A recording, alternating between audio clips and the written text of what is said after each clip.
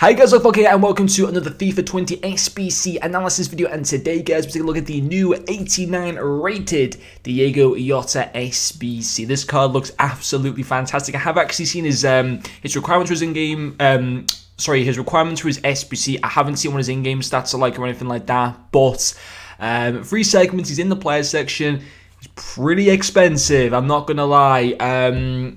I don't know whether he's worth it, but we're going to talk about why I think he might not be worth it and stuff like that. We'll obviously get into further stuff in the video. Sadly, there was nothing able, no other players to be able to grind towards today, but he was able to earn this player moment celebrating his win of the Premier League Invitational.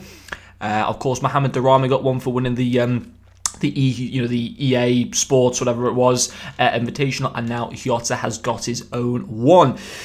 Looks great on the face of it, but let's have a look at those requirements a little bit in detail. So there are 3 segments to it. Now, of course, he is here between now and effectively the end of FIFA. So until FIFA 21 comes out, you have until between now and then to do the SBC. So the first score is an 85 with a team of the week. Then that's followed just by an 86 and then an 87.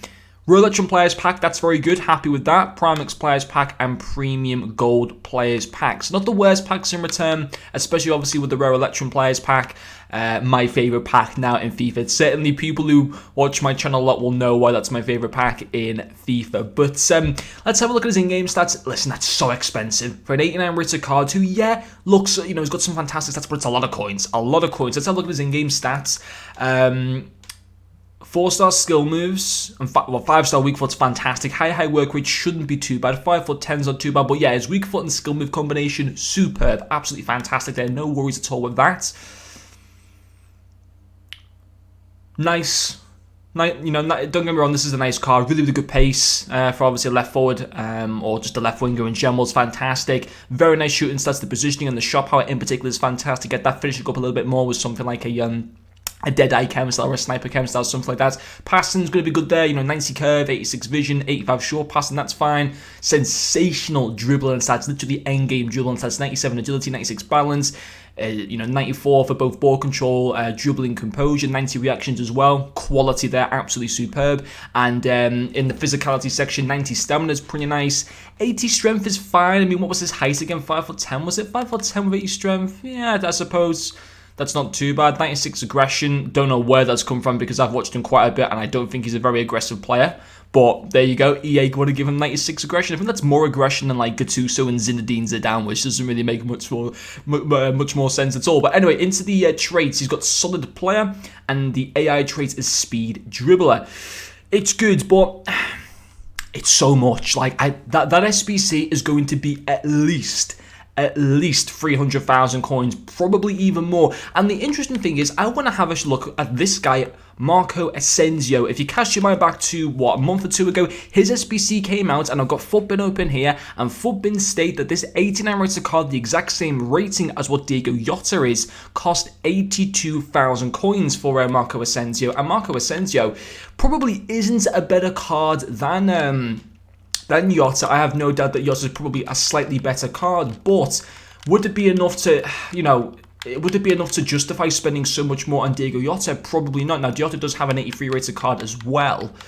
But if we have a look at the in-game stats here, I mean, Jota's got more pace, a little bit more shooting, much less passing stats, 4 more dribbling, more defensive stats, but that doesn't matter too much, and a lot more physicality. Now, what does Asensio have for the skill moves and weak foot? Only 3-star weak foot, but still has got 4-star skill moves. Probably a better work rate of a high medium, 6 foot in height as well. Doesn't have as many traits as Jota. On the whole, yeah, this card isn't as good as Diogo Jota, but even so, this was 82,000 coins, and I don't think you can complain too much for 82,000 coins with Marco Asensio, and especially if they put on the cam style onto him, his stats are going to become just as good as what Diogo Jota is. Now, Diogo Jota is fantastic, but at the same time, you're going to be paying potentially, 350,000 coins for untradeable cards? If you've got the coins in the bank, I mean, wouldn't it be more beneficial to try and go for a team of the season Rashford? Obviously, I understand Rashford is obviously a lot more expensive and stuff like that, but it's a lot, though, to put into an untradeable card. Don't get me wrong, listen, I want to make it clear here to people, it's a good card. You can link him up with that Objective Jimenez, you can link him up with maybe foot headliners, Traore, and like a treble Wolverhampton Wanderers attack, which would be pretty awesome, or maybe even Traore's team of the season card, which I reviewed and was a very good card. So you can easily fit him into some good teams, but at the same time, It's a lot of coins, and EA have made this SBC more expensive. If Jimenez was not as a grindable free player, he wouldn't be as expensive as this. And EA know for a fact that because people are going to be able to grind towards that Jimenez, and he's not that hard to unlock, it just takes time to be able to unlock him, then people would want to do this SBC. Therefore, EA have thought, right, let's up the price on him. That's a lot, man. I don't know if Footbin have already come up with like a rough price estimation for him. I'm going to have a quick look just before the end of this video.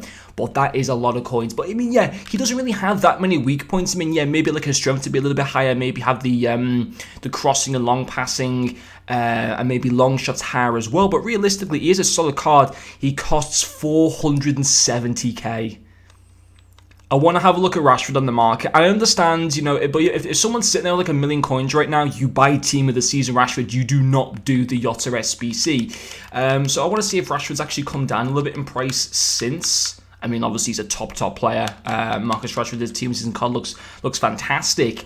And he is not even going, okay, he's cheaper than what I thought. He's going for just over 800,000 coins. So yes, he's nearly, not quite, but nearly double the price of Jota. But he's a much better card than Diego Jota in quite a few areas. And look at all the traits that he's got as well. But yeah, I don't recommend doing this SBC. I'm sorry. I think quite a few people will agree with me on this one. I'd like to know what your exact thoughts are there. Maybe if you have got Jimenez, or if you're a Wolves fan, or if you're a Portuguese fan, or whatever, or you just like Diego Jota, I fully understand you doing the SBC. And maybe, if you want a new Premier League left forward, then by all means do it. But realistically, I mean, it's a lot of coins. It's a lot of coins for this type of player, where, what happens next week? You might open your FUT Champion rewards, you might open your Team of the Season guarantee pack, boom, Heung-min Son comes out of the pack, Marcus Rashford comes out of the pack. You'd obviously start them over Diego Jota.